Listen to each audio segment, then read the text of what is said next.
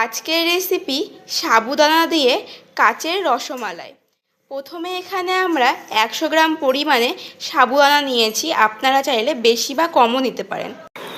এবার এটাকে ভালো করে ধুয়ে নেব। ধোয়া হয়ে গেছে, এবার এর মধ্যে দিয়ে দিচ্ছি উষ্ণ পরিমাণে গরম জল। এবার এটাকে ঢেকে দেব 20 মিনিটের জন্য। এবার ঢাকনাটা খুলে নেব। 20 মিনিট হয়ে গেছে, দেখুন অনেকটাই ভিজে গেছে, সেদ্ধ হয়ে গেছে। এবার জল ঝরিয়ে নেব।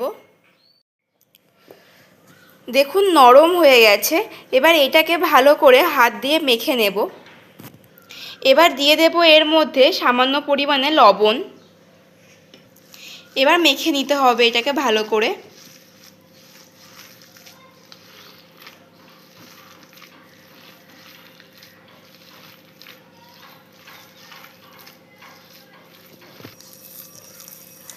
দেখুন মাখা হয়ে গেছে ভালো করে।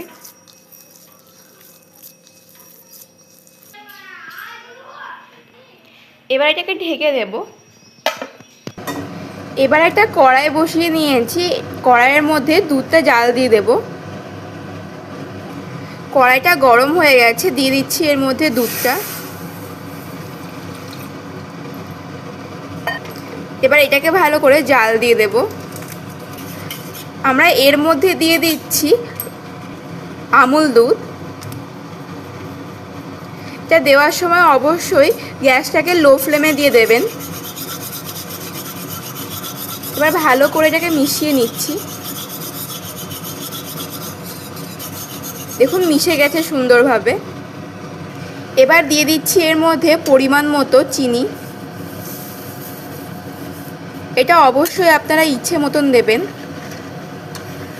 আমরা এখানে বেশি চিনি দিইনি।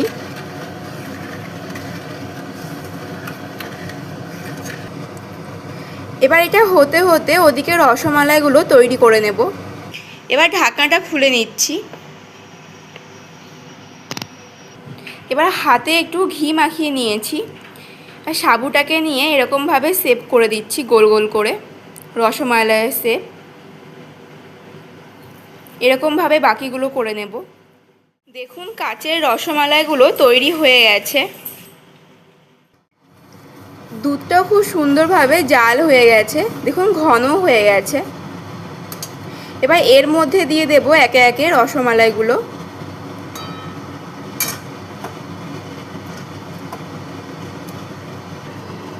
দেখুন দেওয়া হয়ে গেছে। এগুলোকে খুব সাবধানে নাড়তে হবে।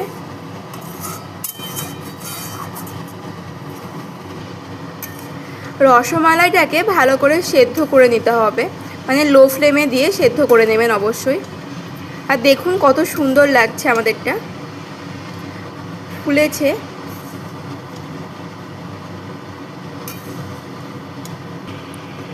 এটা হয়ে গেছে। এর মধ্যে এবার দিয়ে দিচ্ছি ঘি। দিয়ে দেবো এর মধ্যে এলাচ গুঁড়ো। এবার মিশিয়ে নেব ভালো করে।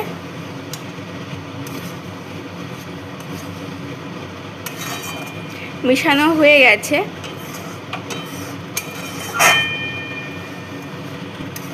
এটা রেডি হয়ে গেছে, নামিয়ে নেব।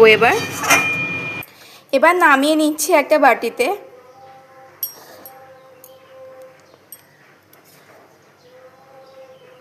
দেখুন কত সুন্দর লাগছে দেখতে। এর ওপরে আমরা কাঠবাদাম, কাজু, কিশমিশ দিয়ে একটু সাজিয়ে নিচ্ছি। দেখতেও সুন্দর লাগবে আর খেতেও ভালো লাগবে। এবার আপনাদের দেখিয়ে দিচ্ছি কতটা সুন্দর সফট হয়েছে রসমালাইগুলো, দেখলেই বুঝতে পারবেন। দেখুন কত সুন্দর সফট হয়েছে, পুরো কাচের মতো দেখতে হয়েছে। রেসিপিটি রেডি হয়ে গেছে। আপনারা তো সাবুর অনেক ধরনেরই রেসিপি খেয়েছেন, এরকমভাবে একবার অবশ্যই বাড়িতে রসমালাই তৈরি করে খেয়ে দেখবেন। আশা করি ভালো লাগবে, আর ভালো লাগলে একটা like, comment, share and subscribe করে দেবেন।